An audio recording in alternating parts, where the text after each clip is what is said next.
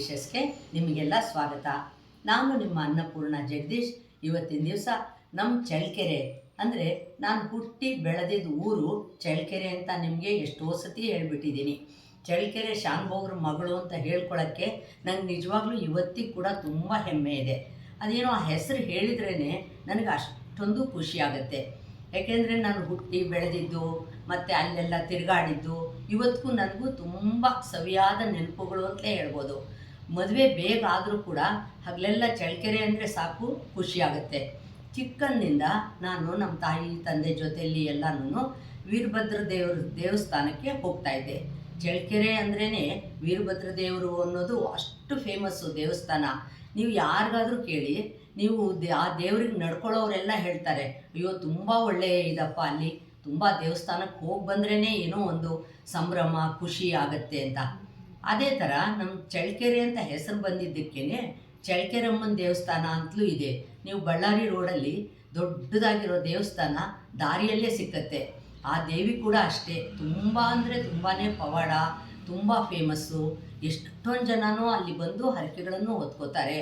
ಅದರಿಂದ ನೋಡಿ, ನಾವು ಯಾವಾಗಲೂ ಅಷ್ಟೇ ಅದೆರಡು ದೇವಸ್ಥಾನಕ್ಕೆ ನಮ್ಮ ತಾಯಿಯ ಜೊತೆಯಲ್ಲಿ, ಅವ್ರ ಜೊತೆಯಲ್ಲೇ ಅಂತ ಇಲ್ಲ, ಒಂದು ನಿಮಿಷ ಟೈಮ್ ಸಿಕ್ಕರೂ ಸಾಕು ಆ ದೇವಸ್ಥಾನಕ್ಕೆ ಓಡೋಗೋದು ಮೊದಲಿಂದ ಇತ್ತು ನನಗೆ. ಆ ದೇವಸ್ಥಾನದಲ್ಲಿ ಪ್ರತಿ ವರ್ಷ ಮೇ ತಿಂಗಳಲ್ಲಿ ವೀರಭದ್ರ ದೇವ್ರ ಜಾತ್ರೆ ಅಂತ ನಡೆಯುತ್ತೆ. ಆ ಜಾತ್ರೆಗೆ ಮೊದಲನೇ ಪೂಜೆ ಅಂದರೆ ದೇವರಿಗೆಲ್ಲ ಅಲಂಕಾರ ಮಾಡಿಬಿಟ್ಟು ಚೆನ್ನಾಗಿ ಅದೊಂಥರ ಪಟ್ಟ ಕಟ್ಟೋದು ಅಂತ ಹೇಳ್ತಾರೆ. ಅದು ಕಟ್ಟಿ ಎಲ್ಲ ಮಾಡಿದ ಮೇಲೆ ನಮ್ಮ ಮನೆಗೆ ಬಂದು ನಮ್ಮ ತಂದೆ ಹಿಂದಿನ ದಿವಸನೇ ಹೇಳ್ತಾಯಿದ್ರು, ನೀವು ಬಂದು ಶಾನುಭೋಗ್ರೆ ಪೂಜೆ ಮಾಡಬೇಕು ಅಂತ ಹೇಳಿ.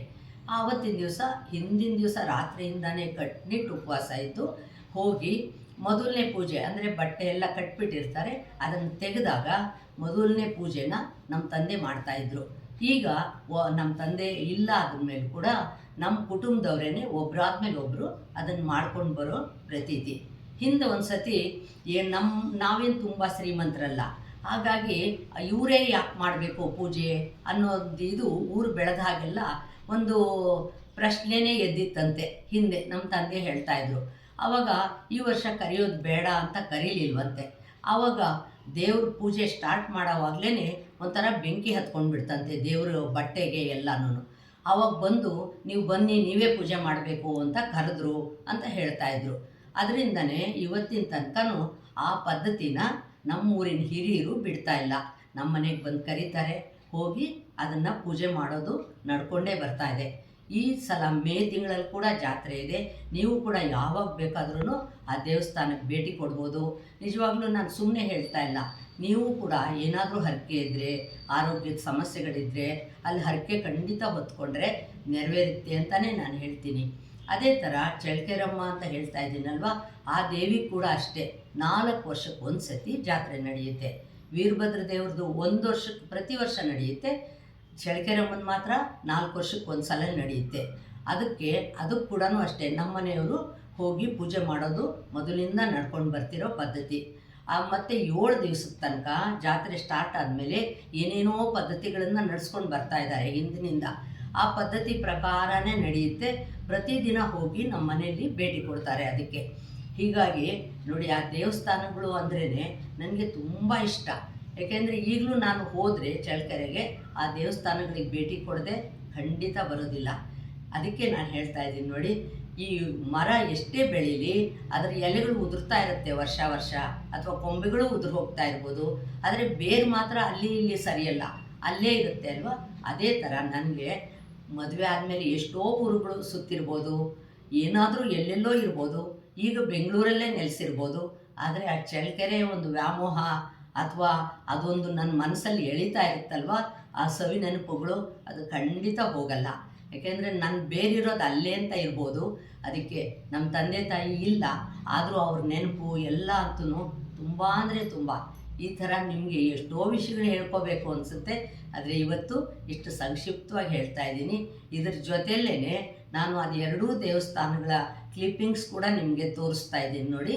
ನೀವು ಇದನ್ನು ಖಂಡಿತ ನೋಡಿ ಕೊನೆವರೆಗೂ ವಿಡಿಯೋನ ಅಂತ ಹೇಳ್ತಾ ಇದ್ದೀನಿ.